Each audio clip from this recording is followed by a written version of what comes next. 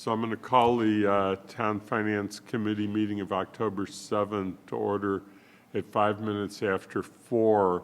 And I want to do a couple things. First, to acknowledge that Amherst Media is broadcasting today's, or at least taping. I'm not sure if we're on live or not, but they are here.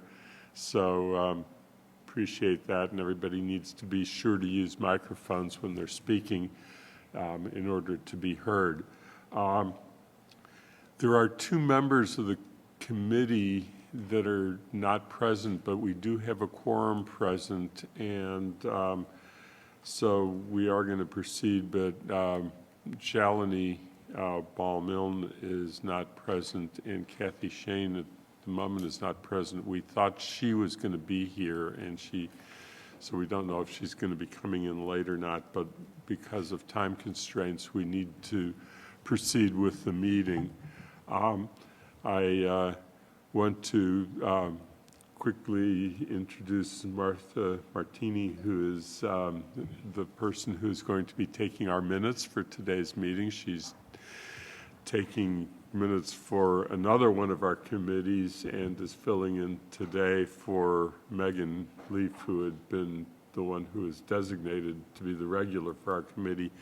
So Martha, thank you very much and welcome to the Finance Committee. So with that introduction, Martha went around earlier and met, I think, everybody who's present, to be able to take care of the minutes. There are three major agenda items on for today, and the one that is most important that we get through in some ways, or actually there are two that are important that we get through. One is the Hickory Ridge recommendation, and because we are not scheduled to have another Finance Committee meeting prior to when the Council will be taking it up, if it takes it up on the 21st. Is that still a plan? The only thing is that we have now extended the agreement, is my understanding, to December 1st. At this point, I don't see that affecting when we will take it up at the council.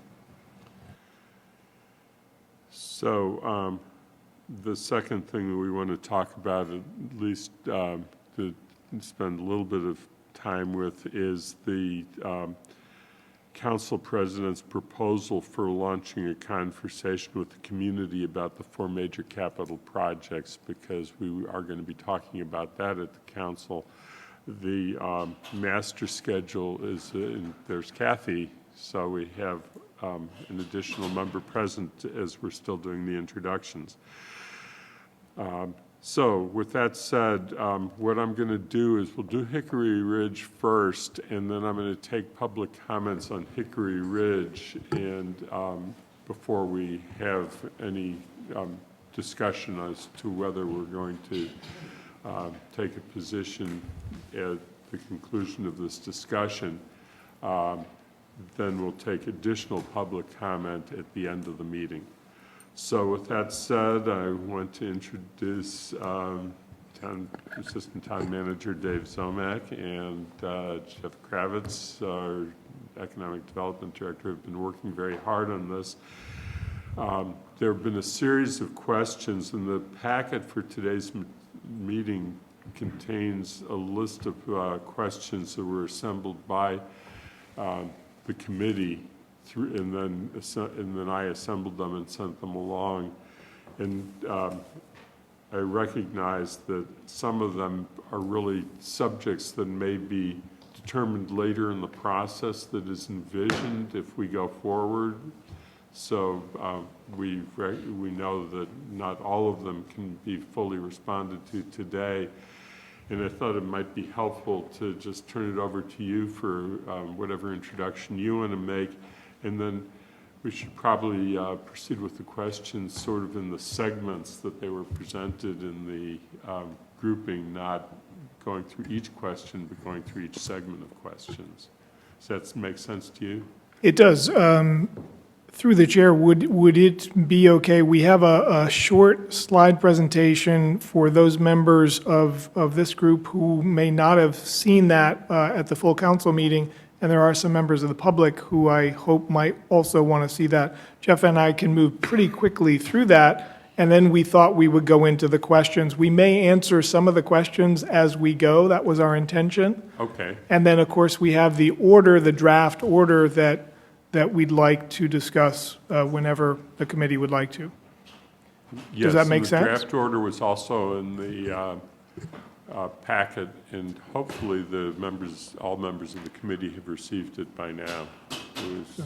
But it was a late send, but it Good. has been sent out, so go ahead, please. So why don't we, if we could proceed, and we'll be as efficient as we can. So Jeff and I are very pleased to be here talking to you about this potential project, Hickory Ridge, the acquisition of about 150 acres of land off of West Pomeroy Lane.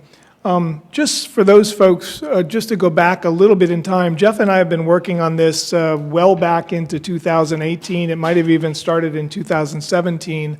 The town was initially not at the table. I just want to make that clear, that really we were approached by the owners of Hickory Ridge Golf Course, in large part because the golf operation there is no longer financially feasible. And we knew that they wanted to proceed with a solar project on the property.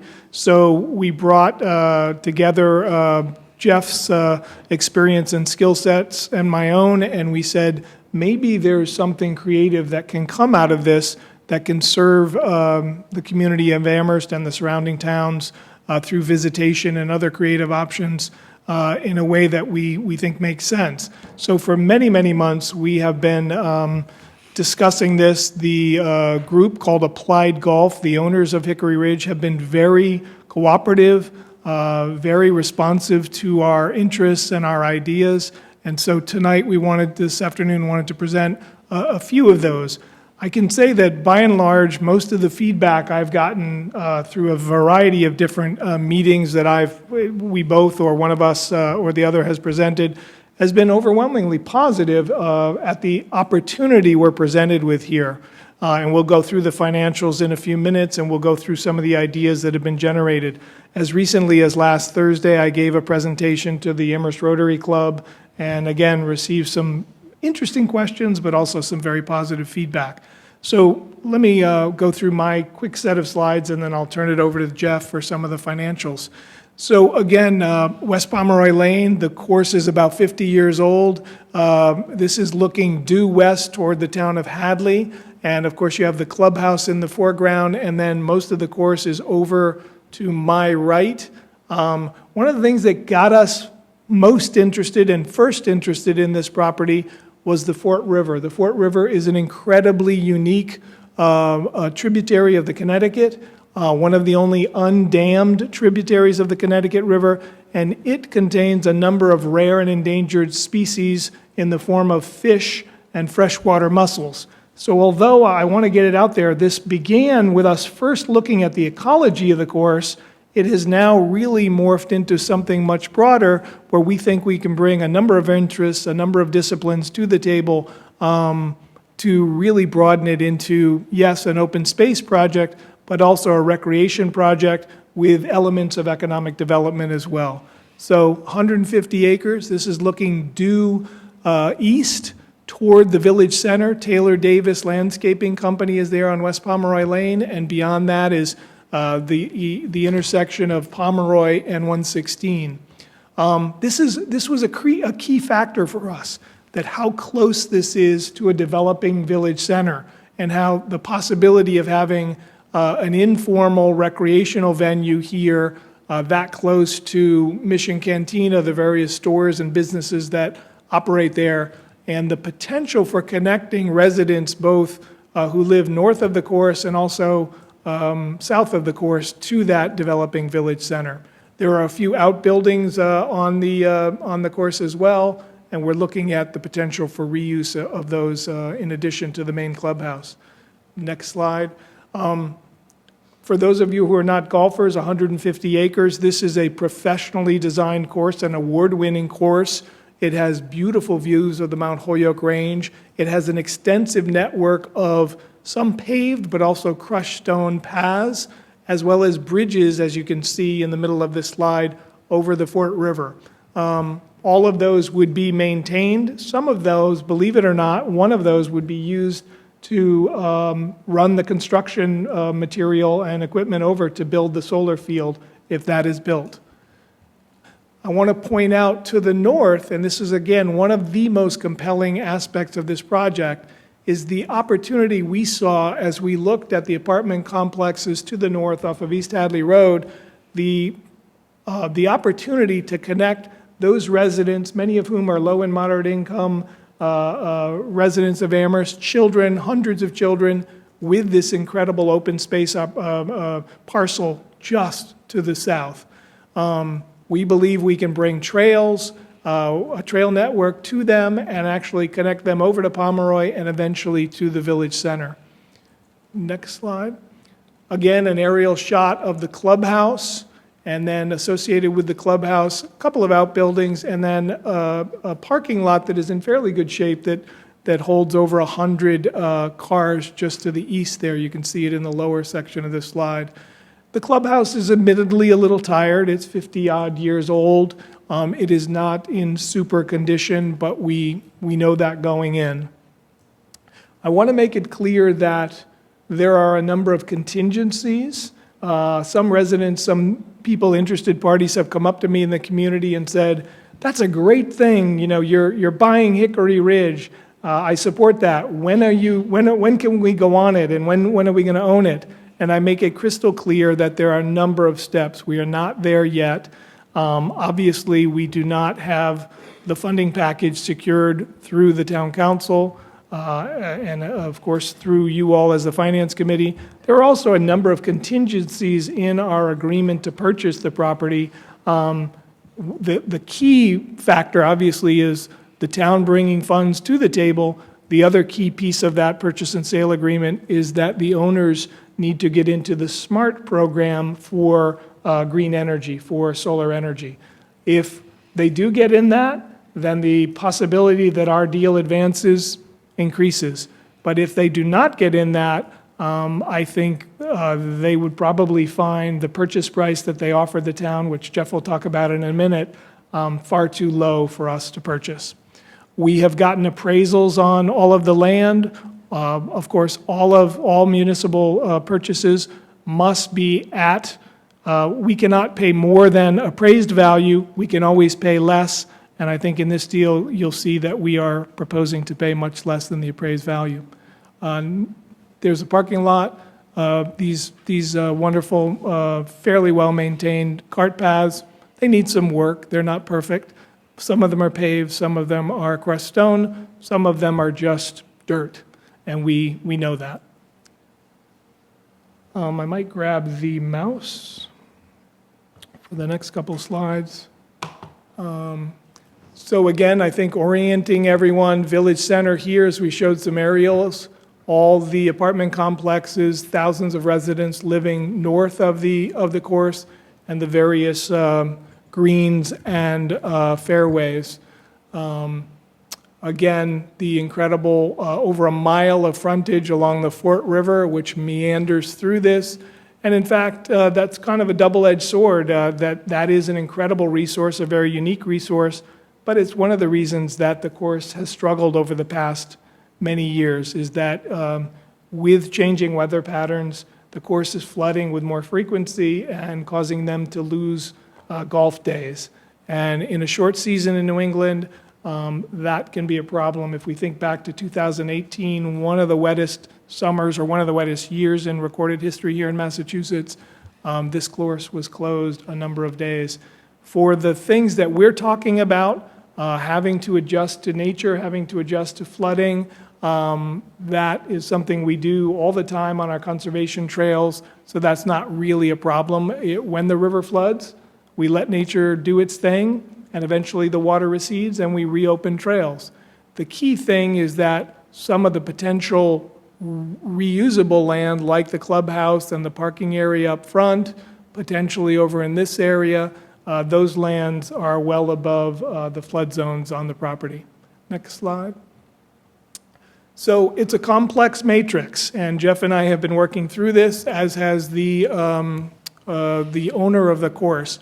And I just put this slide here just to illustrate what we have had to work through and what they have had to work through. Much of the property is in what's called estimated and priority habitat for rare and endangered species. That's the cross-hatched area. That doesn't necessarily mean it can't be developed, but it comes with a higher standard and it comes with a different set of requirements.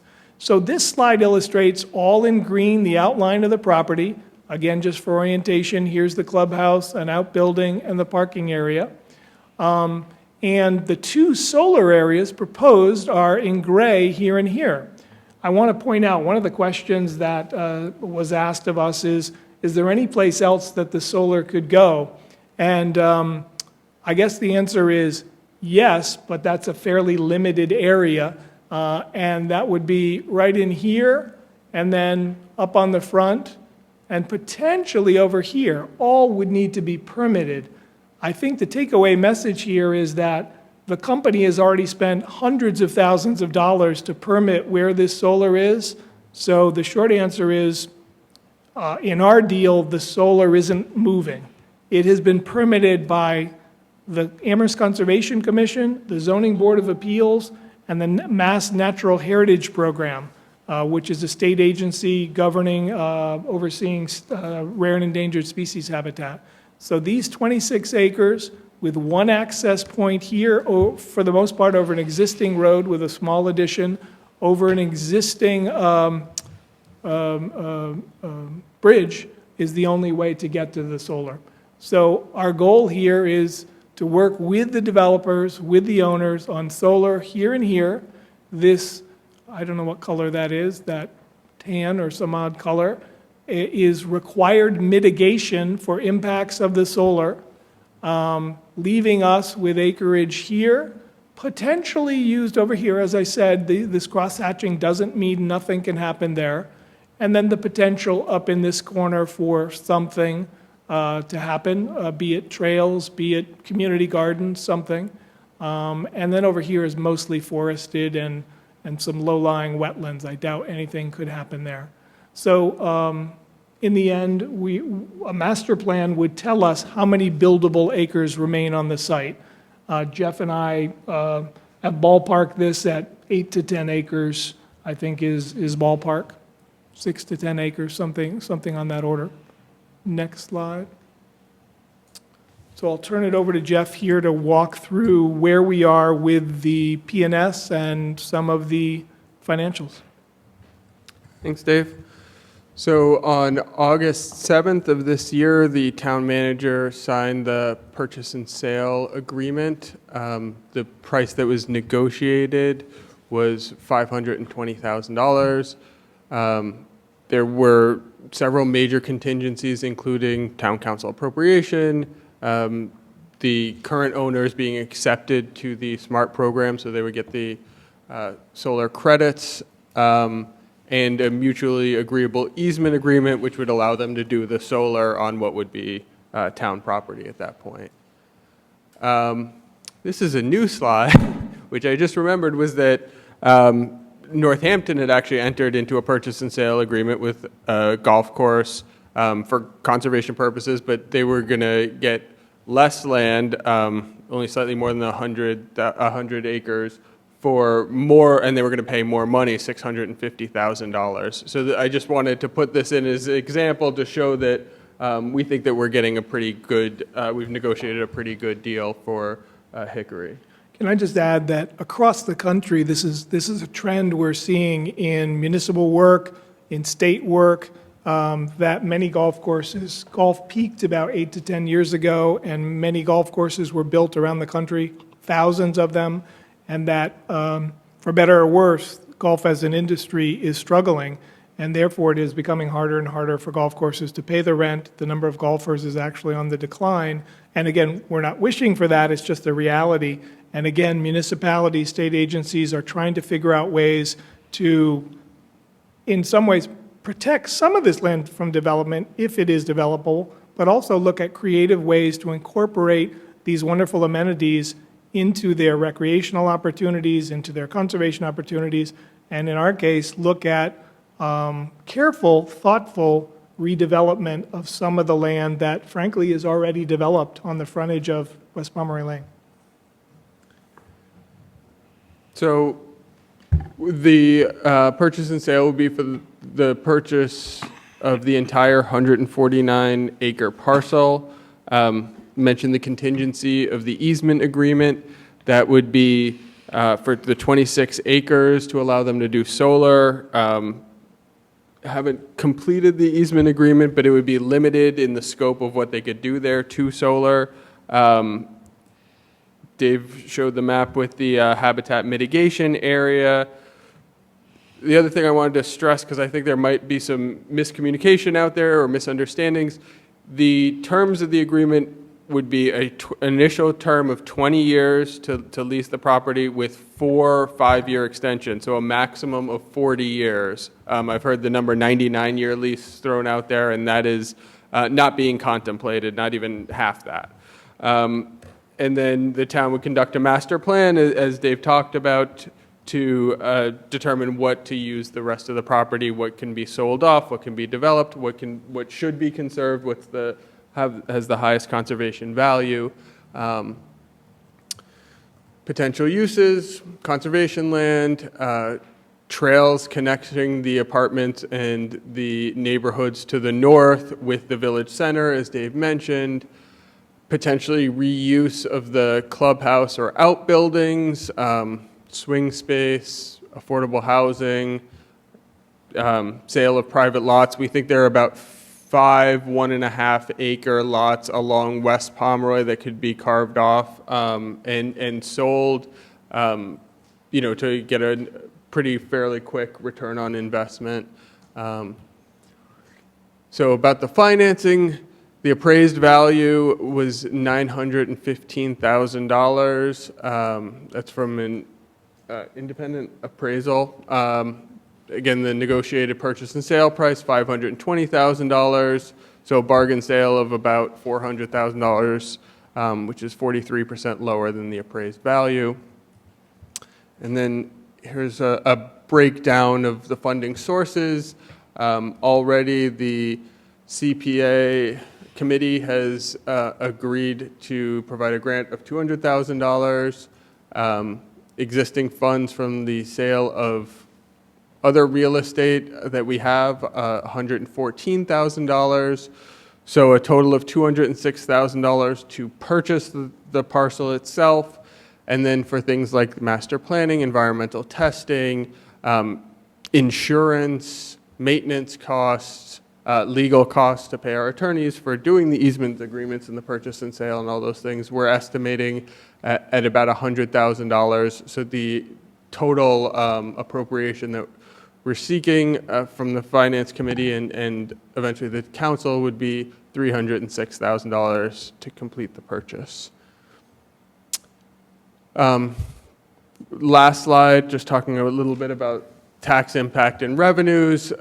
Property currently pays approximately $30,000 a year in taxes. This is reduced because it's in Chapter 61B, which allows them to provide a lower tax payment because it's recreational land. The pilot payments are estimated at about $40,000 in year 1, increasing about 2.5% each year, and then in the final year of the estimates at year 20, it would be about $63,700. Could I just add on just so everyone's clear on the pilot would be on the improvements that the company X, whoever the solar provider that builds the solar, would pay to the town in lieu of taxes. So for the 2 arrays that were noted on the slide earlier, that's where this was, and we work with Dave Burgess on those estimates, so they're pretty solid. We have a couple of other comps for solar on Sunderland Road and Pulpit Hill Road in Amherst. So that's where those came from. So we're happy to take questions or work through sections, whatever the committee members would like us to do. I guess, when you, Quick point of clarification, just go back to the slide with the financing. The CPA funds have already been approved by the town council. If they are not spent for this purpose, for whatever reason, they would revert. CPA. Yes. okay. So I'm conscious of the time, which is why I want to keep it moving. But just see if there's anything you feel you can respond to at this point on the questions about private market value that were presented, and I'm not going to read them because that would take more time than we have. So section 1, I think we indicated roughly, now again, we have not done studies of all of the wetlands. Keep in mind that the Applied Golf really focused their considerable amount of money that they invested in study mostly north of the river. So they did some work to see where the access roads could go to serve their solar, but they didn't do extensive wetlands assessments south of the river, which is on the side where the clubhouse is. We know from looking at all of our maps, all of our data that they've provided, and we know through working with our wetlands zoning and planning staff, that around the clubhouse and possibly to the east over near the village center are the most likely places for development. How many acres? Really, that's why we're saying kind of a range. Is it 8 to 10? Is it 7 to 11? We haven't done all of that work yet. We have an appraisal that approximates where the appraiser thinks the highest and best use that came out of the appraisal was for, as Jeff said, 5 house lots. It's currently zoned for residential, but there are other potential uses. Someone could reuse the clubhouse for a similar use to what it is being used now. Through a 40B process, the town could look at that land for affordable housing. So there's definitely development potential. It's just we have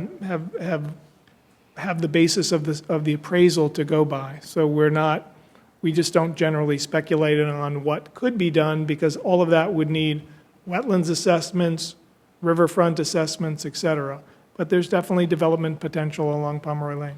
Okay, I'm going to take 1 or 2 questions as follow-up on that section, and then I need to move on because I'm very conscious of time. Kathy? As Dave knows, a lot of this series of questions came from a memo I written, but along Pomeroy Lane was the particular area I was interested in. I realize it's hard to figure out the little patches of land.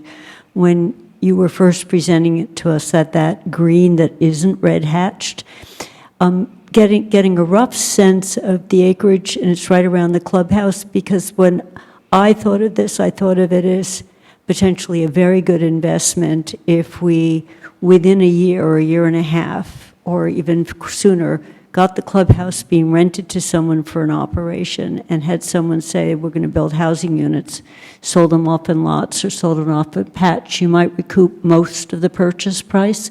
But I've never been sure how much land was in that little green patch, because the solar fields are going to need a road coming in for trucks coming in and out. There's a parking lot.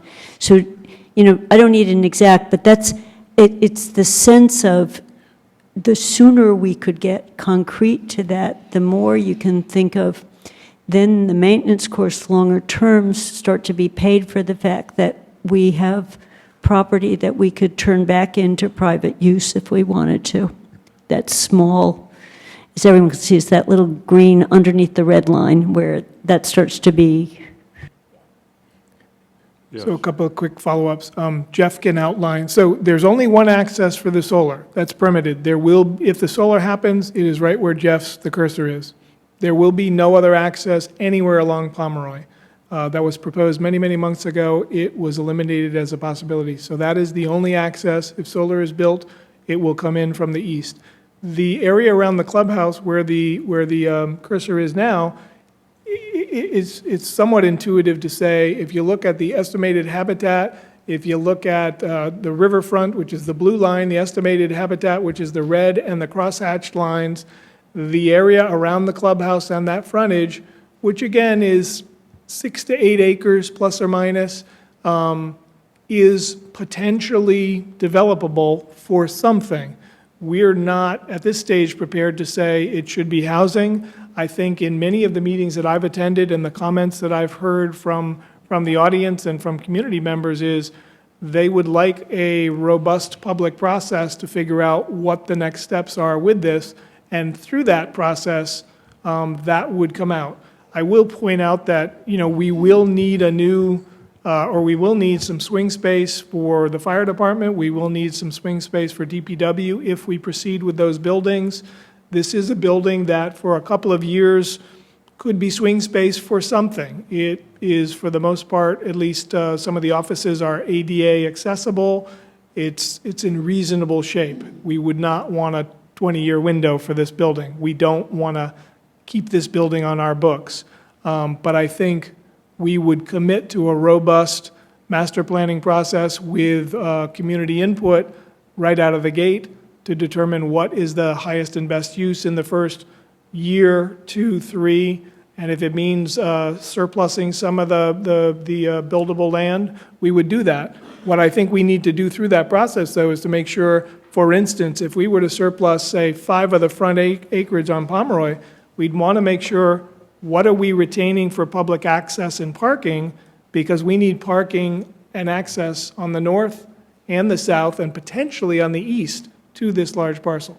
So that's our thinking going into a master planning process.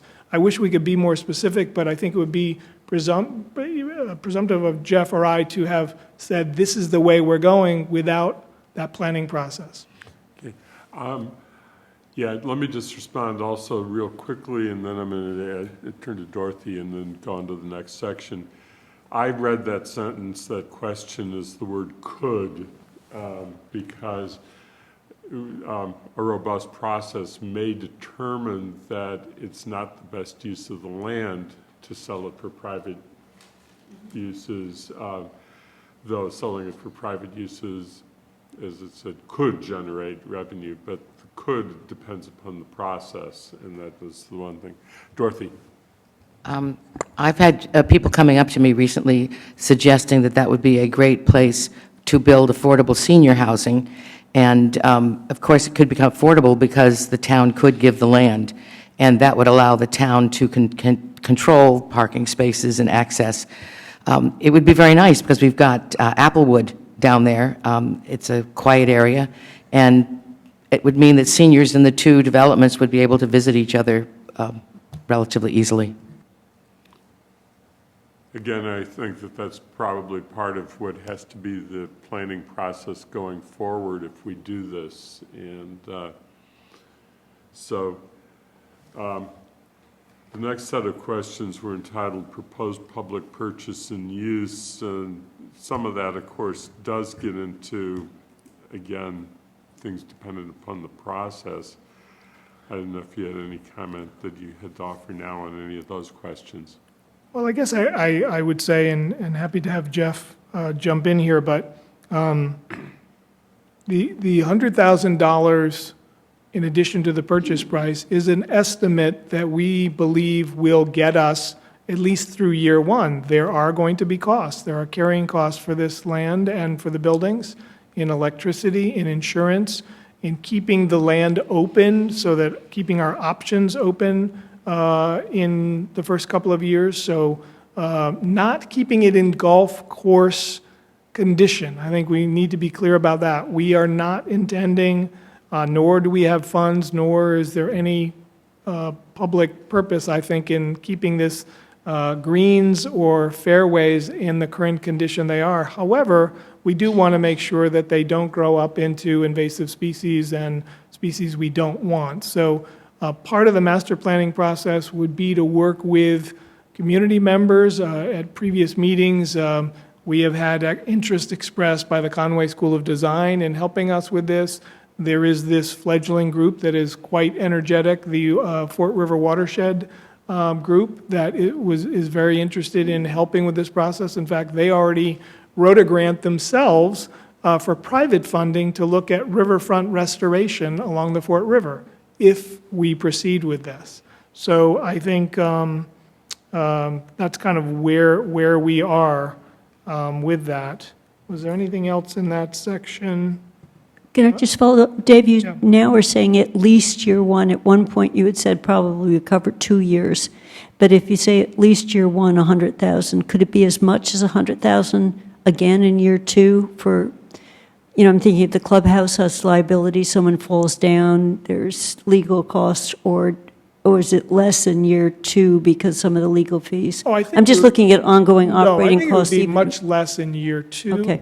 But again, we need to, through that master planning process, which would happen really in year one, is what do we need to do?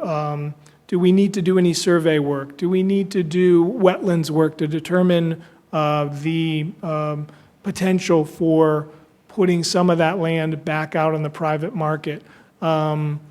And some of that, I think the bulk of that, we would plan to do in-house, but we may need to hire some experts to do that. Normally, we don't do, for instance, wetlands assessments. That's not something the town would do. We would hire somebody to do that and then determine what the buildable area is. So I would say that gets us through year one, but then we would have to come back to report to the town council and the various boards and committees as to how we're doing both with the master plan for the site and our costs to date, expenses to date. Okay, Dorothy? Did you see the insert in this Sunday paper from the town of Springfield on their whole carbon reduction program? Because they included fields and conservation areas in it, and that they would do organic treatment of land, no fertilizers and whatever, and that was part of the reduction of pollution and whatever. So I think that's this is a big piece of land that could be involved, I guess you should say, carbon sequestration. And because somebody had mentioned, are you going to have to put a lot of chemicals on there to kill invasive species? And it sounds like there's a way to deal that does not require any of that would keep the water pure. Mary Lou, and then- I was going to do pilots and easements, if we're not there. Yeah. Can I just say one thing about herbicides, pesticides? Clearly, moving from a golf course operation to almost anything else would probably be a good thing in terms of carbon footprint, but also herbicides and pesticides. Although I will say that often golf courses and farmers and other folks are talked about or targeted a little bit in the media, but by and large, a lot of our herbicides and pesticides are applied by all of us as homeowners, trying to get crabgrass out of the yard or plantain or whatever it might be. So yes, I think this would be moving in the right direction. On conservation land, we, in my 15 years here, I can count on one finger, I think, the time we have ever applied herbicides or pesticides. We don't do it for poison ivy. We don't do it at this point for invasives. So we are very careful, and I think this would be a positive thing for the Fort River. But then we would have to figure out mechanically how are we going to control any invasives that might get there. That gets into your carbon footprint a little bit because you're expending gasoline or diesel. But anyway, more detail than you probably want today. Electric mowers, Jeff says. so you were, Okay, I'm asking about the 26 acres of easement. I have several questions. I'll just put it all together. Is this company going to, or the landowners now, are they going to pay rent on that acreage? And then it said our estimated pilots, well, if they have the easements, how do we get the pilots? And then it does talk about the extension, possibly a 4 or 5 year extension. This industry is changing rapidly. So what if at the end of 20 years, we're not using solar array panels? Do you want to take that, or? Well, I think I can answer after 20 years, if there are no extensions, then the town would be able to use the land. I believe the special permit conditions require them to remove everything that they put in. I think that the purchase and sale, we actually tried to think about, well, what if we wanted the equipment and it costs you money to remove it and we want to leave it there and have town-run solar? Could we talk about that? So I think in the purchase and sale, at least, we left that option open. The special permit could, that condition could be changed if that's the way we wanted to go. I am not sure. I think your question about the pilot payments is about the fact that we would be the owners of the property, and so why would the solar company make the pilot payments? Is that correct? The solar company will make pilot payments to us. Yes. Okay. And so that's in lieu of any rent, quote, on the easement. Yeah, I believe the easement was going to be granted for $1. And then, because looking at the tax revenue we would be giving up and the pilot payments, we thought that that was, we were still getting a little bit more than we had been. I guess I would add to that originally we were talking about maybe not buying the 26 acres. And we, as Jeff and I, working with Paul Bockelman, thought about it. We thought, why not give the town the option after 20 years, 25 years, 30 years, 35 years, if solar changes and they want out, then we've got 26 acres that, if they want out, then, as Jeff said, we could do solar ourselves, or we could do something different with that land. Granted, it is close to the Fort River, and I may not be in the current position I'm in 35 years, but my hope is the town would do something responsible with that land, given how special and how close that is to the Fort River. So I guess the question I had along those lines, and I'm keeping an eye on the time and getting panicky about that, but the equipment that's the solar equipment is personal property that's taxable. Shouldn't we be getting just straight taxation from the solar company for the equipment? My understanding from our discussions with Dave Burgess, and this is true of any solar in town, is that we negotiate pilots. We've done it with the Coles solar north of Pulpit Hill Road, and then Sunderland Road, the solar project there. And I would just add that I think the calculation that the assessor uses for the pilot payments is based on the amount of equipment and the cost of the equipment and the number of inverters and panels and racking equipment and fencing. So it's not paying personal property taxes, but I think that that's somewhat equivalent for how the pilot is calculated. Yeah, Mary Lou. Just one last question. We're going to have $114,000 from the sale of town real estate. Is any of that public, or do we know where that's coming? My understanding, and Sonia could help out here, but my understanding is that's from real estate we've sold in previous years.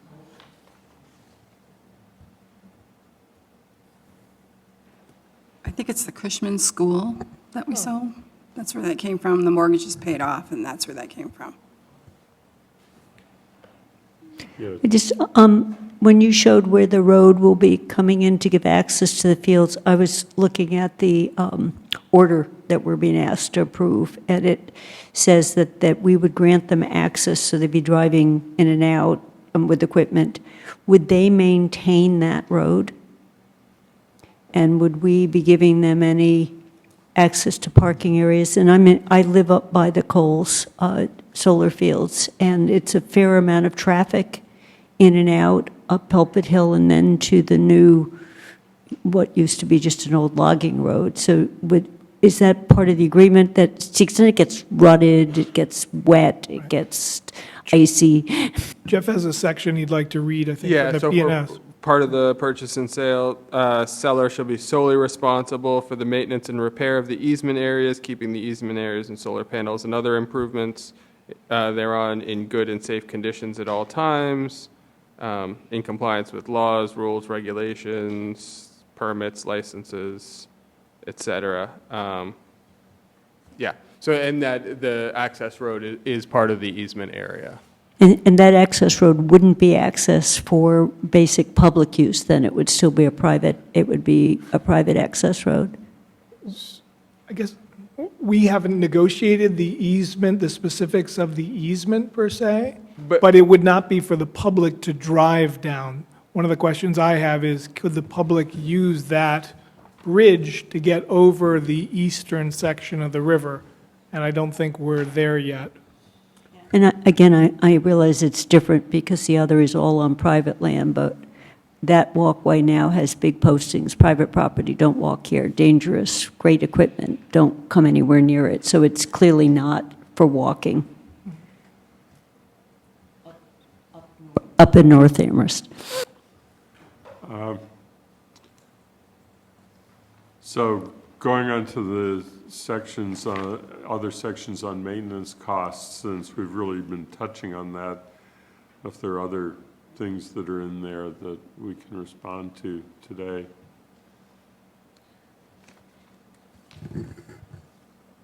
I guess the only thing I'd like to say is that I alluded to this earlier, that I think in the questions it said, well, what's the final state? What are our goals here? And again, without a full public process, I don't want to presume I know or can dictate what the final outcome would be.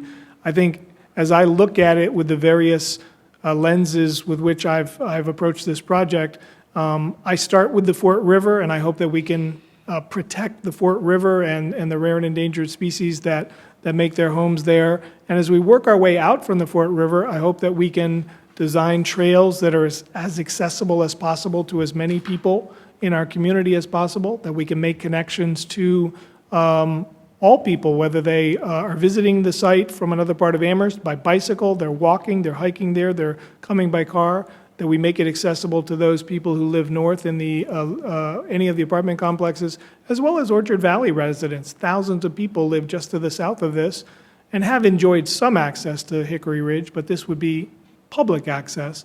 And that we try to, whatever we do on the buildable land, we try to make it in keeping with some of the goals and objectives of the town, be they economic development goals, housing goals, other economic development goals, say, related to restaurants. People have come up to Jeff and myself with many ideas. Somebody said, hey, wouldn't it be great to have a restaurant there with a brewery and hay rides and things of that sort? And we were like, wow, I mean, possibly. Let's put that in the hopper for the master plan and see what shakes out. So we're not presuming we know the answers, but that's kind of how I look at it. And I think we'd have a lot of public process.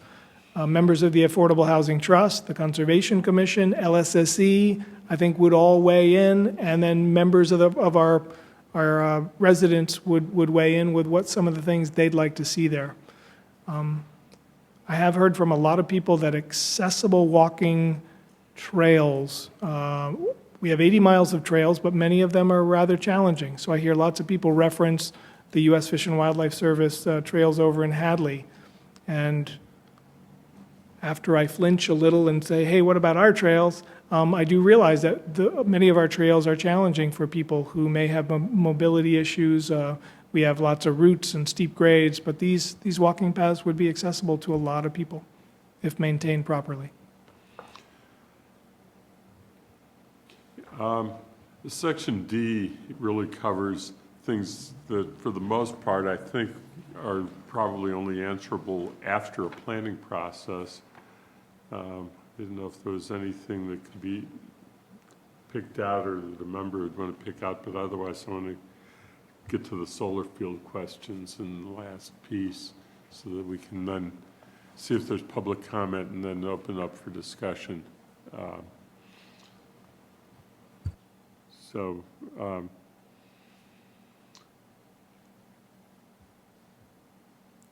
were a series of questions. I think it really boils down to, is there any flexibility within the solar field discussion, or is that foreclosed by the negotiations that have already taken place, and the decision has to be made within the context of what's already been discussed with the seller?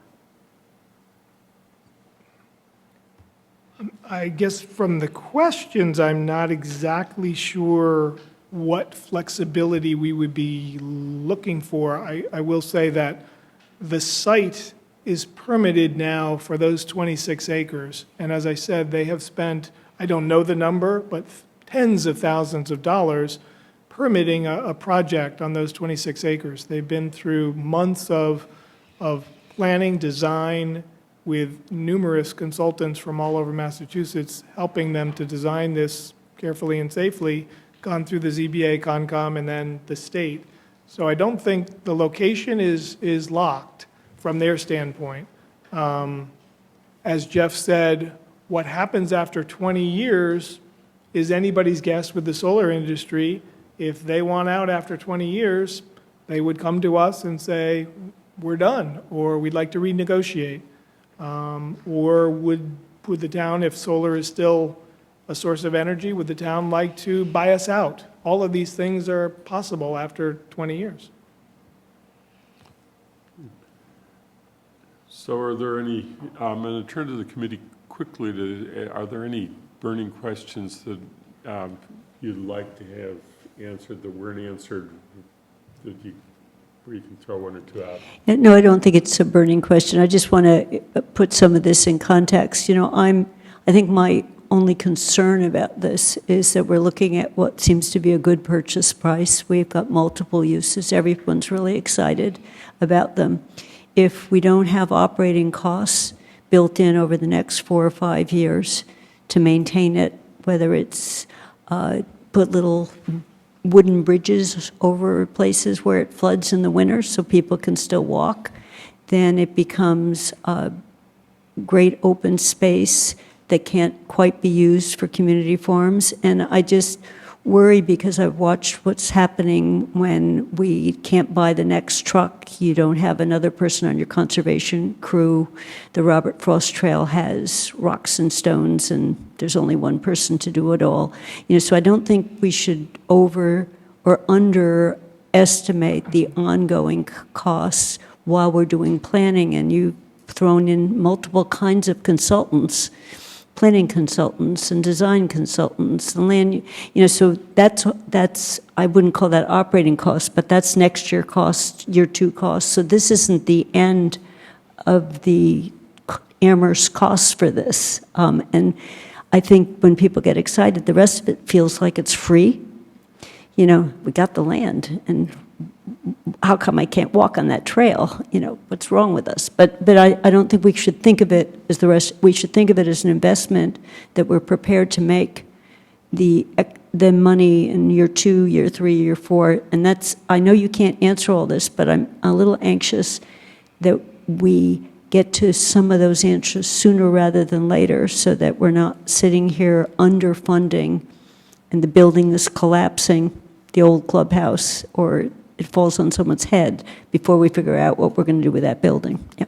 Yeah, Dave, I'll just throw in one additional piece and then turn to you to answer questions. And that is, we have experience with Ford River because of managing Groff Park. And you might know what kinds of challenges there are just to maintaining the land, not what's built on the land, but maintaining the land itself, because we have that experience and whether that contributes to our thinking on it. No, I think, Kathy, your questions and your line of questioning is spot on. We need to think beyond the purchase, which many people focus on that and then say, take a big sigh of relief and say, this is great. But how do we look in some of those out years? And I think I've been saying this pretty consistently, and Sonia has heard this before, certainly, but I think in the out years, CPA funding, CPA requests, at least from the conservation side, and I think the recreation side, are going to come more in the form of enhancement or maintenance. You need to enhance, you need to make, in order to use CPA funds, you need to make a recreation area or a conservation area better than it is. So as we move away from acquiring land, I think we're going to see many more requests for bridges, trails, walkways, and all of those are fundable for the most part, if the land was purchased with CPA dollars, those are fundable from CPA, through the CPA pipeline, if you will. So I think that's a very good point. There's four or five bridges on this property that over time will need maintenance, and that may be a CPA request somewhere down the line. So we need to look at the out years of 2, 3, 4, 5.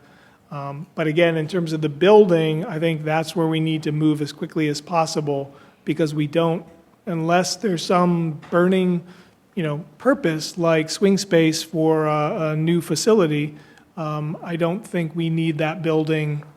At least it's not obvious to us why we need that building on the town coffers, and except for perhaps swing space.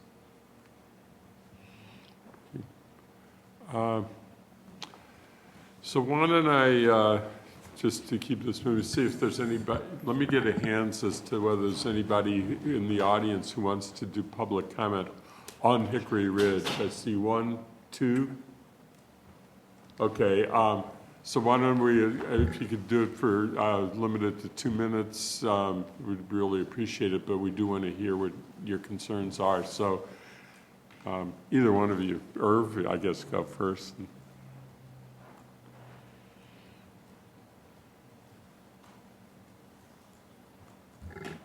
Hi, my name is Irv Rhodes. I want to state, I think this is an incredible project. I do have some concerns. I'm really concerned about liability going forward.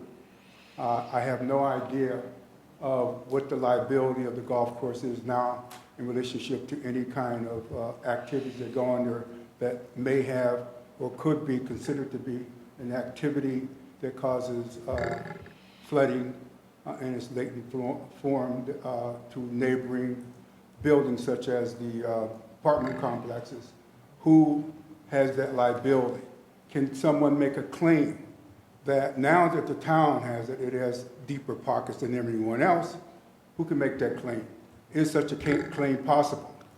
The other thing is that I look at the major contingencies up there, and I've talked to Dave about this, and I didn't see in there that 21E would be a major contingency, i.e. if phase one environmental does not come back clean, is the deal off? Dave has assured me that in the contract that is stated. I would like to make sure that is read into the record, that is there, i.e. if the phase one environmental is not clean, that the contract is null and void. And again, I would like to have that read into the record. People have already mentioned this. I'm extremely concerned about the maintenance. Excuse me. Just turn this on. They're not hearing you. Oh, that's great. I'm extremely concerned about costs going forward. Other people have mentioned that. Those are unknown costs. And the other thing is, when you mention that these funds can come from CPA funds, what that automatically does is make this project a priority over anything else coming. You've already made that decision, and I think that is a concern. The other concern that I have is that I really do object to funds coming from the stabilization fund. And the reason for that is the stabilization fund was not meant for this kind of a project. And coming ahead of the budget process for this year and the following year, when there may be cuts, citizens would have a really, really good reason saying, why make these cuts? And the pain that we're suffering, why can't we take this out of the stabilization fund? After all, we took it out of the stabilization fund for the golf course, and we're taking it out for the bridge on Station Road. The precedent being set, I think, is not a wise precedent, and we really need to think about this very carefully. I guess the other thing, and the 5th District Neighborhood Association is in its infancy. It just got its executive or steering committee last week. And that group is representative of South Amherst in that 5th district. And there are concerns, obviously, around what's going to happen Hickory Ridge in the future.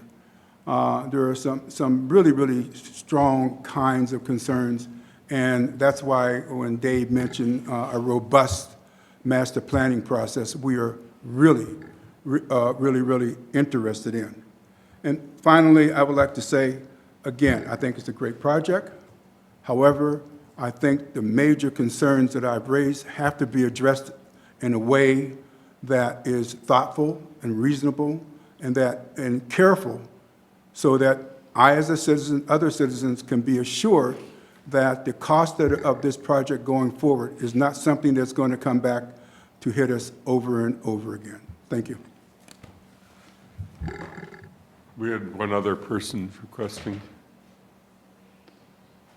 Make sure the minute taker, for both of you, signed in so the names are okay. Thank you.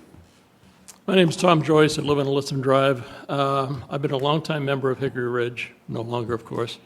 But I've been there since '72. I have a lot of hours on that golf course. I'm very familiar with the property.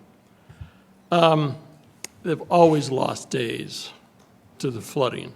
And that's not a reason that this golf course is now not financially viable for applied golf. Basically, the unvarnished truth is they mismanaged the clubhouse. The clubhouse is a valuable asset to that golf course. Used to be banquets. You almost had to have reservations on the weekends to use the restaurant. When they bought the property, they immediately turned around and said, well, we're just going to make it a grill. And I don't think they've had anything in the last 7 years that they've owned it where they've tried to do anything with it. I'm a little bit concerned about the viability of this company. I've dealt with the president of the company about several things, and we're entering into a partnership with them. And I know there's a lot of legal papers we sign and everything, but at the same time, I'm a little bit concerned about what they're promising that they can do versus what they'll actually do. They promised us, the membership, that they were going to do a lot of things, and they didn't do it. They promised us there were a number of different things were going to happen. The golf course had a very viable membership for 43 years. And once that I was a part of, and then once this group came in, it just went right downhill. People didn't want to be there because the social hub of the clubhouse was misused. There's a discussion, I mean, the plot map looks very nice. There was a discussion about the views. Keep in mind that the views are going to be marred by this giant chain link fence around each of those arrays. It's going to change that view from West Palmer Lane dramatically because people are going to drive by and they're going to see that site, and you're going to lose what views that we think we have now we're not going to have. Those aerial views are beautiful. It's not going to look like that. It's going to be very different. I don't know what other entity could do anything with that property north of the river other than have it as a golf course. With the constant flooding that happens there, both in summer and winter, it's basically inaccessible and unavailable for any kind of business that would require access year-round to that property. Its only use really is as a golf course. And I understand the value of it. The clubhouse is worth a lot more than $300,000 if we have plans for that, but I don't know exactly what we're going to do. A lot of it is, well, this or well, that. We need a lot more information. Now, I'm not in a position to be making decisions, but I'm concerned about it. And I've moved on from playing golf there. I play other places now, so I understand that. I'm not trying to keep it open as a golf course. But I think there's been a little bit of excitement about getting a great value when I'm not quite sure if everything's been fully put out in the open. I'm also concerned about the additional funds, $100,000 for the maintenance and the utilities and that sort of thing. That could go on for years and years. And I'm not sure that makes sense to us. That's it. Okay, well, thank you. Yeah, Dave, do you have any follow-up to either the public comments or?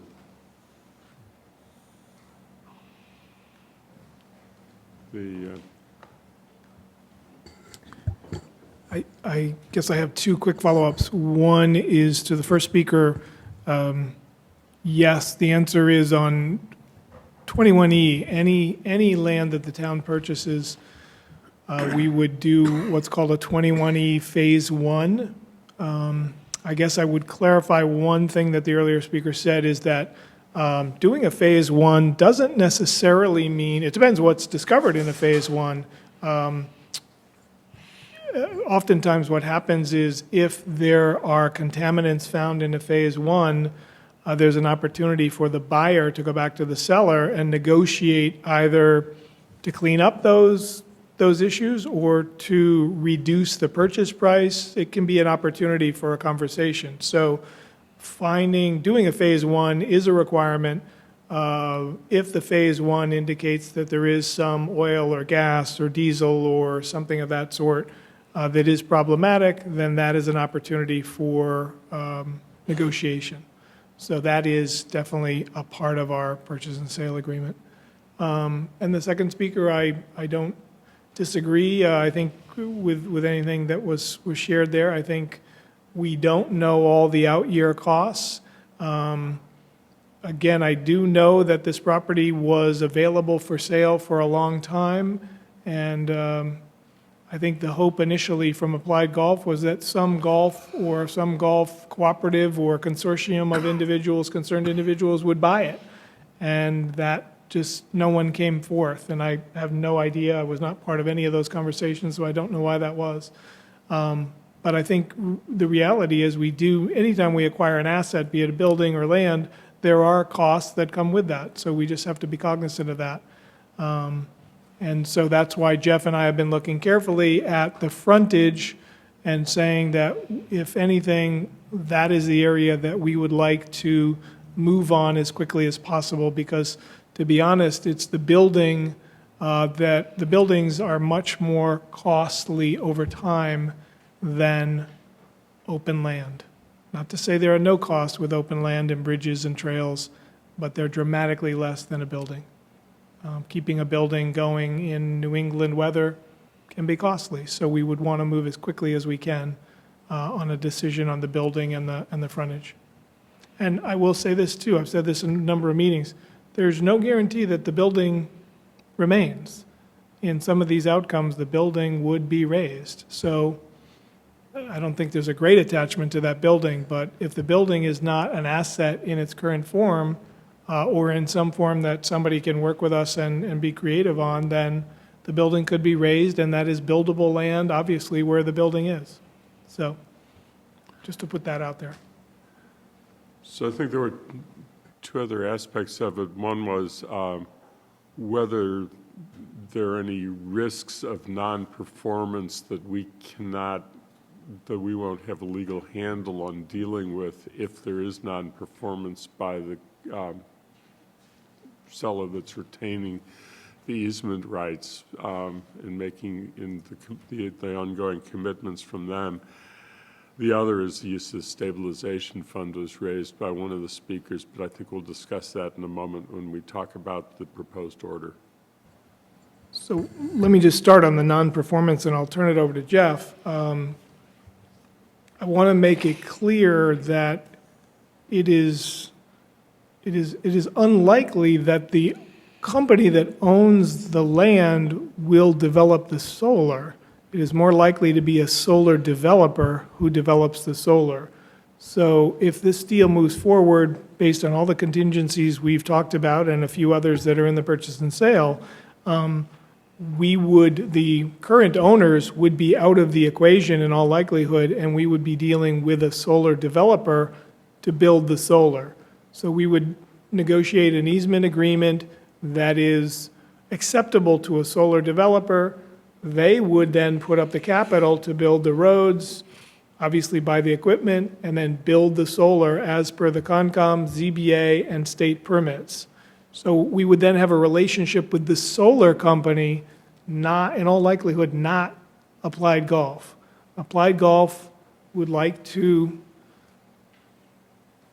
just be completed with their holdings, if you will, in Amherst, and move back down to New Jersey and New York, where they own a number of golf courses. So I hope that makes that clear. Our relationship would be with a solar developer and provider at some point in the next couple of years if this goes forward. So, to our committee, because we are going to have to make a decision as to whether we can make a recommendation, we need to turn to the proposed financial order FY 20-26, an order authorizing the acquisition of the Hickory Ridge property. And question to any members of the committee as to whether you have questions about the proposed financial order.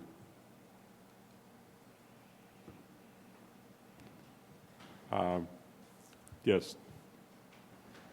If I could, I think you will notice, committee members will notice that we tried to keep this general, that this is the lens by which we used to develop this. This was drafted by Sharon Everett from Copeland KP Law, and working with Sonia, myself, and Jeff, we tried to keep the lens on the broader potential acquisition. You will note in it, it then calls for the town, if you will, town staff to come back through the full council and in all likelihood the FinCom, you all, with a plan for the property so that we would not divide up the pieces of the property at this point. What's going to conservation? What's going to potential resale? We know that there are two areas pretty much set in stone if this proceeds. The two solar parcels, which again we would own, 26 acres, and then the mitigation area, that complex map I showed you. But the rest of the land would need to be studied and then determined, how do we apply the funding sources? CPA funds are paying for this, other funds are paying for that. So we would need to come back to you with another map saying, here's how we're going to divide up the land. Conservation over here, and it would get to some of Kathy's questions, specifically, how many acres are we going to look at for housing or economic development purposes? Here's a map. So right now, it's general to purchase the property using the following sources, but not divide up the property because, frankly, we need to do the master planning process and get community input before we do that. So I hope that's helpful. So, questions about the proposed order, financial order? I guess I had some questions. I think others, I apologize for being late, but I'm also operating in a slightly different time zone, so I'm also a little bleary voiced. But when the CPA amount was voted, we saw a map that had a very specific area designated as this is what CPA was purchasing, and there was a question during the JCPC meeting we got that piece, but what about the rest? And the answer was, well, wait a minute, more to come later, but this is just a piece. So are we now saying the CPA money might be this part, or it might be another part that we are not designating? And the reason I'm asking that is the CPA, I'm not sure I completely understand how CPA works, but it's permanent preservation once it goes in, and then you can come back to it, to CPA again for maintaining it, whereas the part that wasn't CPA, it's not as clear, could you come back to CPA, but maybe one can because it's recreational land. So the whole order starts to be blurrier, as you just said, on which pieces are which. The only clear thing is the solar piece, and it's instead of 26 acres, it's now 30, and I'm assuming that's because it's got the road in it this time.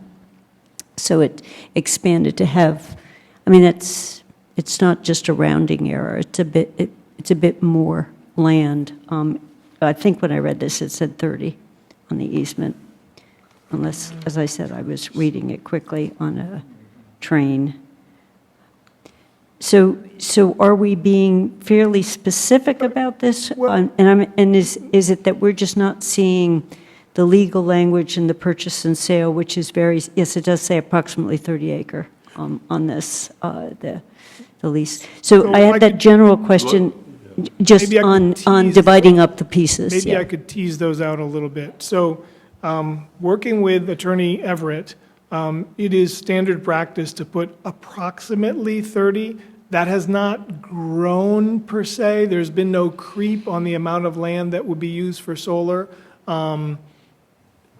She tends to want to just have a little wiggle room in there if needed. So that really hasn't changed. I'm not sure exactly what map you're referring to from the CPA, because I don't think we specifically said, I could be wrong on this, it's been a while since the CPA presentation, but I guess I would say that the goal of bringing this property to CPA was first and foremost, we brought it under conservation? Did we bring it under recreation as well? Open space. So the goal was to protect as much frontage along the Fort River as possible, those lands critical to rare and endangered species, et cetera, and to have trails. If we showed a map, and that would have had to have been back in December and January of this year, I guess what I would say is that the process bringing this through the FinCom and the town council can kind of trumps, if you will, that process, because we are saying we need the master plan to divide up the property, the uses on the property. So we know where solar is going to be. We know that the solar company, and maybe, can we jump to that map real quickly? We know where the solar company needs to mitigate for their impacts, that's 18.5 acres, but we don't know what part of the property will be preserved in perpetuity, to Kathy's question, for open space purposes. So I think this map illustrates where the master planning process would come in is, again, where's my mouse here? Go to the right? There we go. So this is pretty set. This is pretty set. It's 26, 28 acres, plus or minus. This is 18.5 acres, again, approximately 18.5 acres. The state is requiring them to mitigate that land. That will be permanently protected. What we don't know yet is how many other acres would be protected. However, we do know that there must be at least a minimum $200,000 worth of value in the remaining protected land, because that has to be done, if you will, by appraisal. So that's where we go back to the CPA process, Kathy, is, again, what we said there was the thrust of that funding would be to protect the Fort River, and that it would have at least $200,000 worth of value. But again, we need to do some master planning to say, okay, I can't see a scenario where we protect this land using CPA funds, because that's not what we asked for and proposed in the CPA process and when we went through the town council for authorizations of those funds. So somewhere in here, we would use those funds to protect the core of the Fort River and its banks and any of the other land that is not deemed important to future uses of the available buildable land. So I don't know if that helps. But again, we are trying, because we don't have the answer to that yet, not to lock ourselves into those areas on the map, because it's premature. So one additional piece, and then what I want to do is see if we want to have a motion today as the next step. And that was Mr. Rhodes had brought up the question of use of the stabilization fund. Mary Lou, the reason on the stabilization fund, I recall that we had substantial discussions when you and I were together on the Finance Committee about what are appropriate uses of stabilization, are not stabilization, but also free cash, and the whole question of use of reserves. And my recollection of it is that we had 4 or 5 criteria in there, but that one was, I mean, the major point of all of that was that we did not recommend using any reserves for ongoing operating costs in creating new programs that would have recurring operating cost expenses. So it was things like new programs that had a fairly strong plan for future funding, so that it was an initiative to get something started. It was one-time uses or emergencies were kind of, I think, the 3 major things we talked about. Is that what your recollection was? Right, and the new project was... New projects were supposed to show that they would generate revenue in the future for the town. Or in this, yes, that you could use money, but it had to show there was going to be a benefit. And that was for operating, but for something as an emergency purpose, either because of loss of funding or because of other opportunities, that was left as a discretionary question for future. Because we got into this point, reference was made to the bridge in South Amherst, and that we used, and that was before when you were not on the finance committee.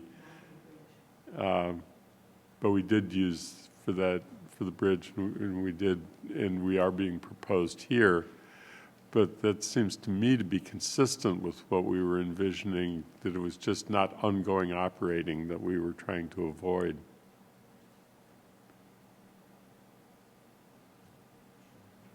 Okay. I think that's ultimately a decision that's up to the committee to make. But the proposed order obviously is talking about using funds from the stabilization fund, and we have to make sure that we're comfortable at it, which is why I was trying to see if I could recollect the history with you a little bit. So thank you. I think we understood that the stabilization fund would be used for projects, because it can't just keep growing without spending it somewhere. So you're right, I think, about the projects, and it has been spent, but I don't know the exact wording. Yeah, well, I don't think it was a written policy is the thing, because it's not part of the overall financial policies. I don't know if somebody, to get it out on the table, wants to make a motion to recommend the order, and that would get it onto the table to discuss very specifically the proposed order.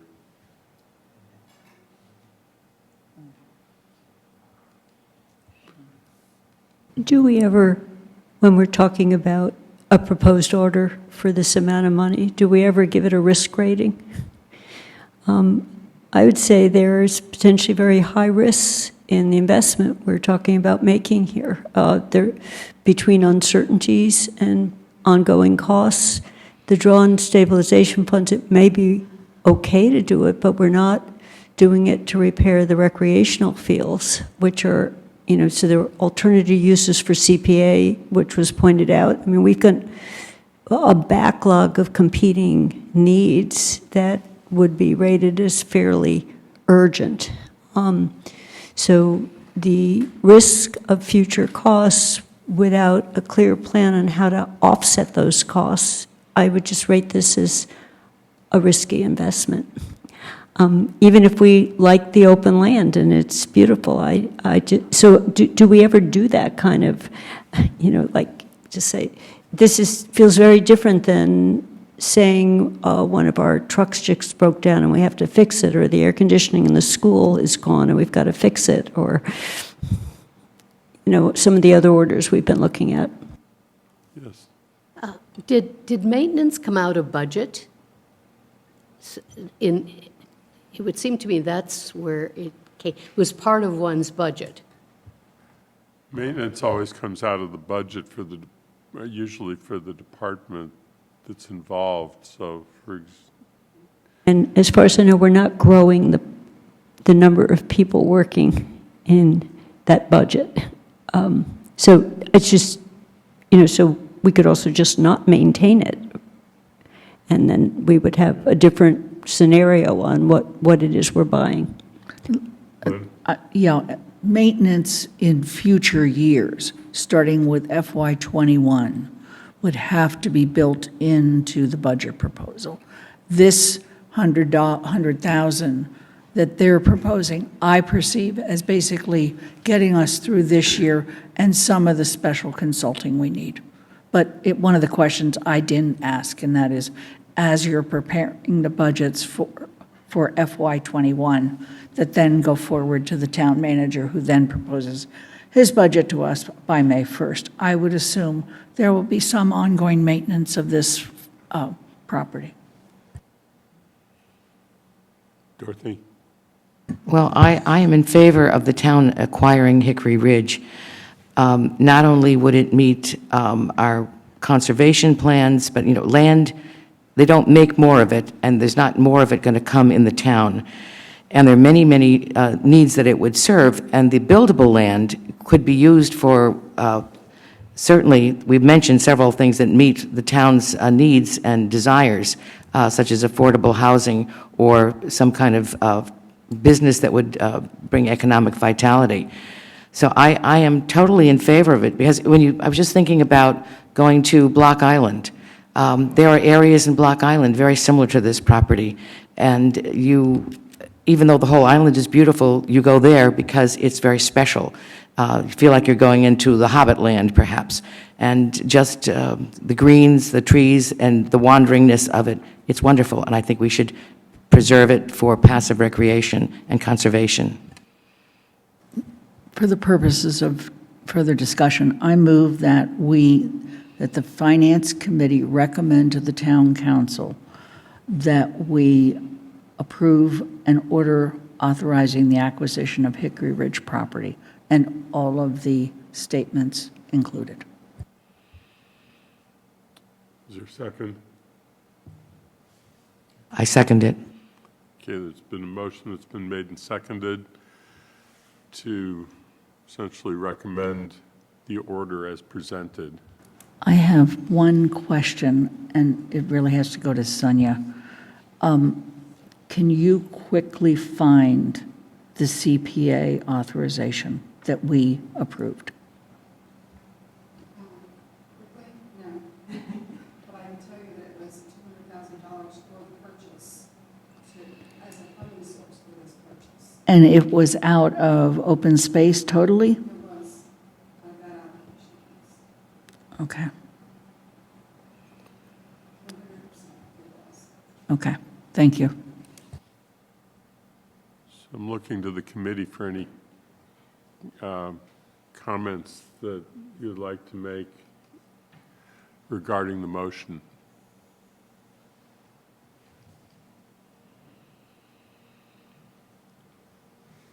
Yes. One other comment, and that is that clearly if something happens in the future where, for instance, they don't get the SMART program approval, then our motion would be null and void. That's correct. We have a purchase and sale agreement with various contingencies and the SMART program approval, and working through that program is one of the seller's contingencies with us. So if over the course of the next 30 to 45 days, and I'm just projecting that out because I know they have recently submitted their application. If those numbers don't work, I think they would come back to us and say, either thank you very much, Town of Amherst, it's been a great working with you, or they might say, we can't sell it to you for such a bargain sale. And at that point, it's up to the town whether we stay in the game or we walk away. At that point, they may move in a different direction and try to sell it on the open market or sell it to another solar developer or somebody with deep pockets who might come back and say, I want to give it a go as a golf course. I do just want to, for those listening perhaps to this recording, Jeff and I have spent a fairly reasonable amount of time looking at the dollars, and really when you look at what they're paying currently in taxes, what they will pay in a pilot over the course of 20 to 40 years, and then the potential resale of the frontage and/or other land. Again, when I was hearing, some of the concerns were about the building, and we share those concerns. We at this point, don't think we want to be in a long-term holding relationship with that building. It's in, I would say, okay, reasonable shape right now, but we don't know where that's going to go in 3 to 5 years. So our goal would be to quickly as possible move through that master planning process and figure out what to do with the building and the frontage. The land has carrying costs, but they're not nearly what buildings are. So we heard you loud and clear. We've heard that from residents as well. So. Okay, yes. Go ahead. It is, in the materials you gave us, it said it could be used for swing space, for DPW, or fire. So is it clear it will never be permanent space for either of those two? I want to, without overstepping my bounds, I want to be clear as to what I have heard from the council and members of our planning group about DPW and fire locations. My understanding is that for many years and today, our number one site for a permanent fire station is at the current DPW location on South Pleasant Street.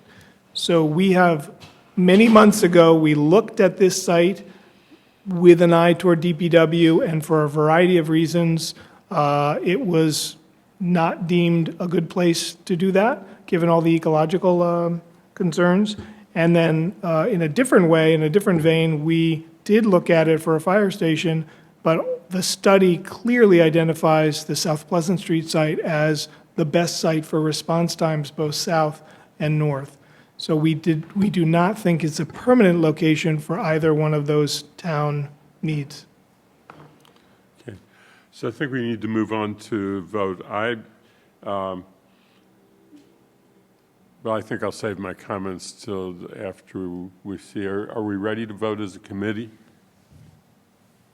Okay, so the motion on the floor is that the committee will recommend the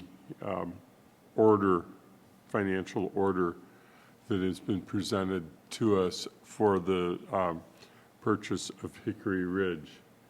And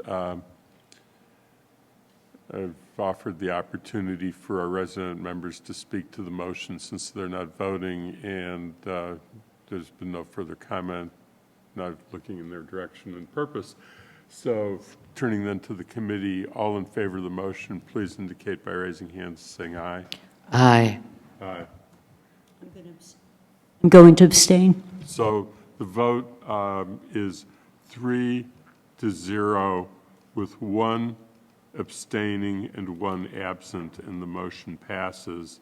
And the additional piece that I'm just going to say is that what I am going to include in the written report is that amongst the issues that we recognized is that there is ongoing maintenance costs of an unknown amount to maintain the property after the first year, and that we also recognize that there's the potential to resell part of the property if we need to do so in order to generate additional revenue. and that we see revenue generation from the pilot project as a partial offset to that, and those are questions for the future processes. So if that's agreeable, then I thank you both for being here. I'm sorry it took as long as it did, but thank you. Thank you for your time tonight. I would say that if I could work through the president of the council, I think there is a question as to whether October 23rd or, October 21st is the next council meeting after tonight. We then have actually a community forum or public forum on the 28th. We could do a meeting right after that. The next meeting of the council is not again until November 18th. so we should certainly be in contact to really Yes. talk about the purchase and sale agreement, some of the benchmarks there, and what meeting it makes sense to bring this to the full council. Thank you. Thank you very much. Thank you. Okay. The other thing that we wanted to at least see if there were any comments about was the proposed plan for community conversation about the 4 major projects. I think for the members of the council, this will again arise at the council meeting, so this isn't the only opportunity, but for the 2 resident members of the committee, if there are any questions or comments, this is certainly your opportunity, so I didn't want to neglect the conversation. And yes. Yeah, thank you. I have a couple of questions or suggestions. Under this section, establish the initial calendar. Talk about 5 to 6 meetings at the elementary schools, regional high school, et cetera. And I guess you may cover it under the D, the district meetings, but I just want to make sure that that we consider a positive outreach to the low to moderate income community. Having been at many public meetings in this town, the demographics of the people who go to the meeting are not representative of the demographics of the people in the town. So, and my experience in working with disaster recovery suggests that the low to moderate income population, you need to go the extra mile in order to engage them. So I would recommend that we figure out a way, either going to the apartment buildings, places of worship, or whatever, but where we can actually engage that community. Then towards the end, where we talk about what we're going to, kind of present, I think it would be helpful if, and I don't know exactly how to do this, but if we could somehow provide a sense of what we're not going to be able to spend, or what things we're not going to be able to do if we spend this money on these buildings.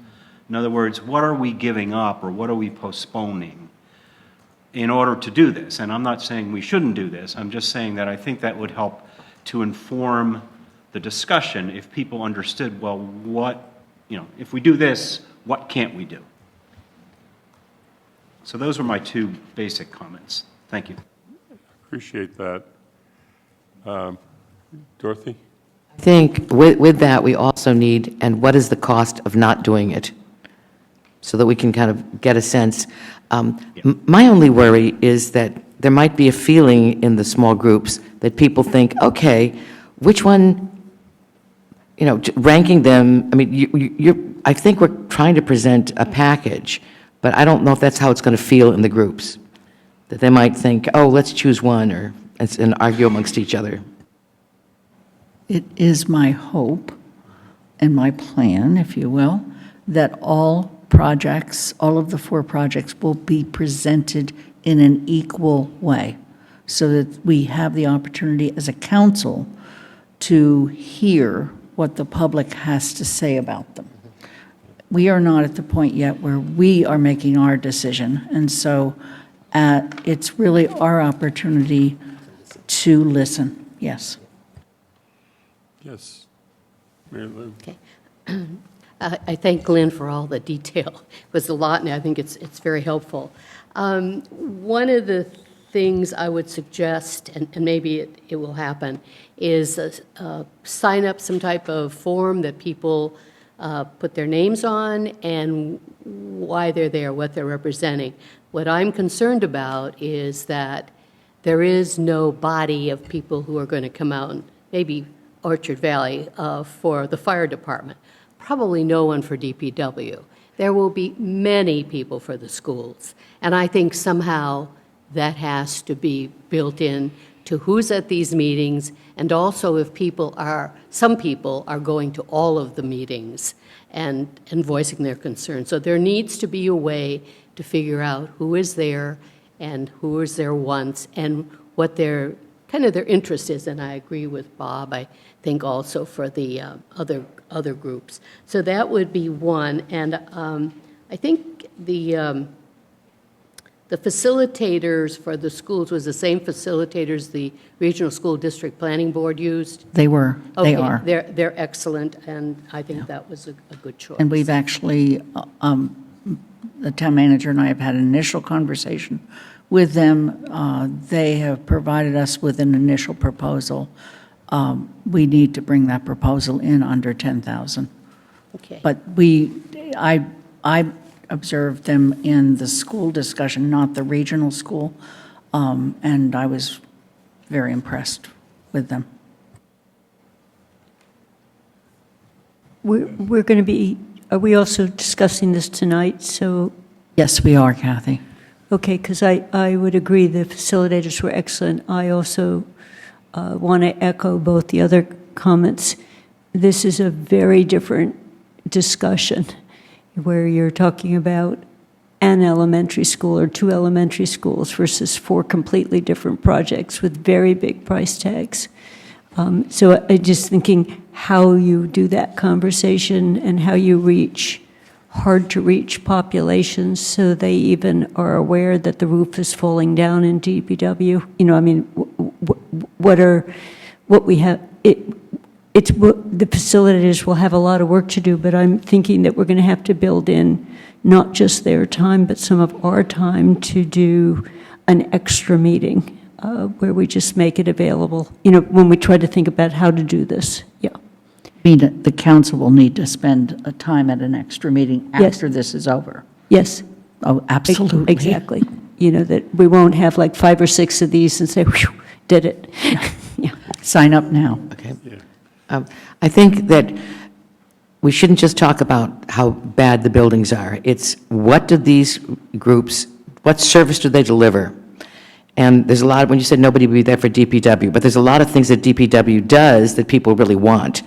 And how does the present facility make it difficult for them to deliver the service that we want? That would, clearly, that's the conversation we would have. But if you're not aware that it's even in trouble, you assume the roads just get plowed. Yes. And I suggested this at another meeting, but for me, it would be helpful to say, start out on these plans with what you absolutely need, and then show the council, this is what we absolutely need. The council should have some idea how much more they could spend and add to those budgets for building. I know from experience that if we can go out and build anything we want, it's very difficult to scale it back. So it seems to me you want to think about a reasonable floor, have people think about that, and you can always add. Very difficult to take away. Okay. I think the question for the committee now is, do we need to make a recommendation, or can we just report that we had the conversation and leave it to the council, since it's going to be a council decision? I think we should just report that we touched on the topic. I would be hard put to call this a robust discussion, you know, knowing that we're going to have this discussion tonight. Yeah. Okay. Anything else that the committee? Otherwise, is there anyone that has additional public comment on this or other matters, because we are needing to adjourn so that we can have a break before our next meeting?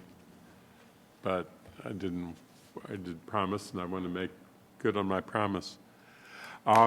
As far as the planning schedule for the next, for the remainder of the municipal process, you've received a amended calendar that bears today's date. I think actually there were two of them. I just want to alert you to some very specific dates, and then we can talk about it at the next meeting. On November 7th, there are actually two different meetings, two different things going on. One is what has historically been called and has continued to be called a four boards meeting. Different set of boards, however, because the regional school committee is mentioned in the charter as a part of the process, and so they're the fourth board. But the finance committee is now a committee of the council. So we are going to have what is the regular meeting in which we get the financial trends from prior years and the projections for the next year on November 7th.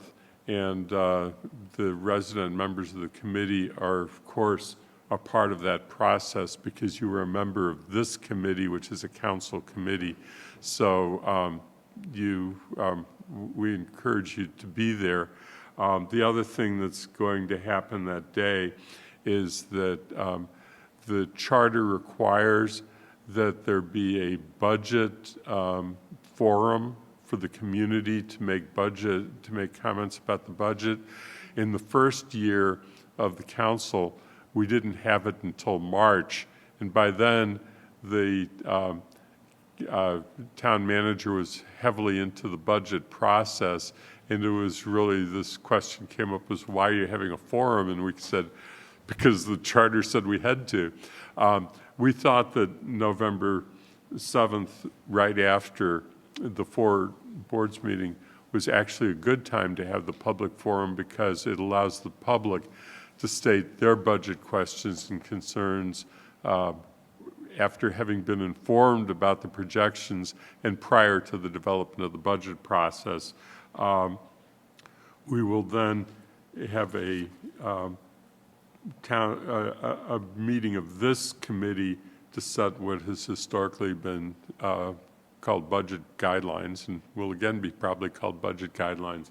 So that will happen in November, but after November 7th.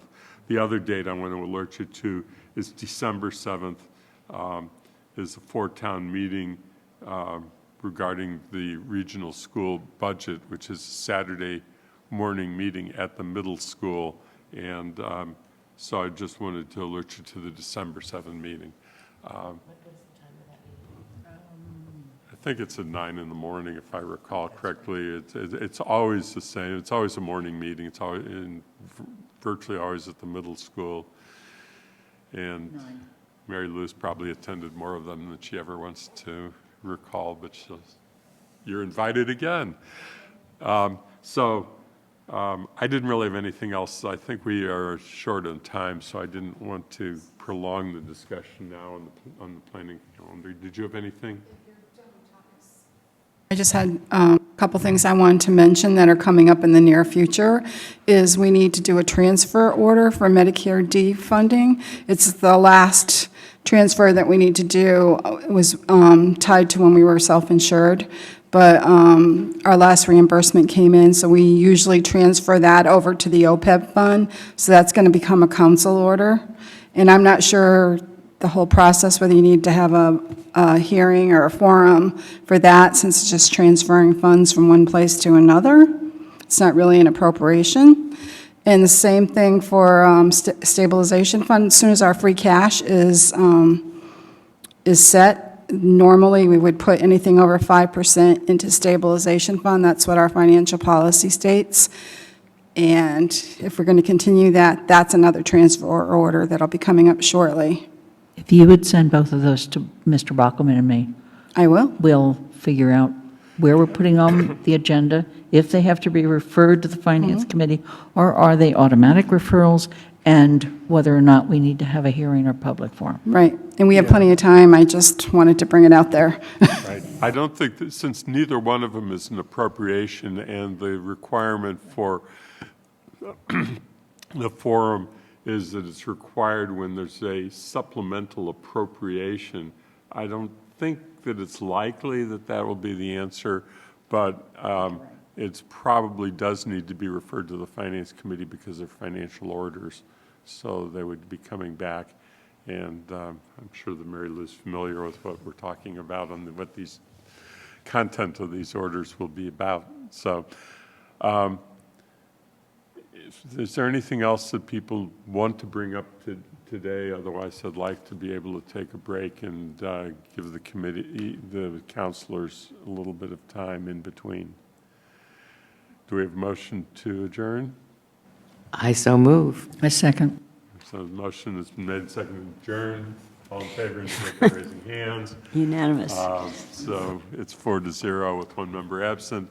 Thank you very much. Thank you to our resident members for being here and being a part of the committee, and thank you to the members of the public. And see some of you in half an hour. All of you, if you are welcome.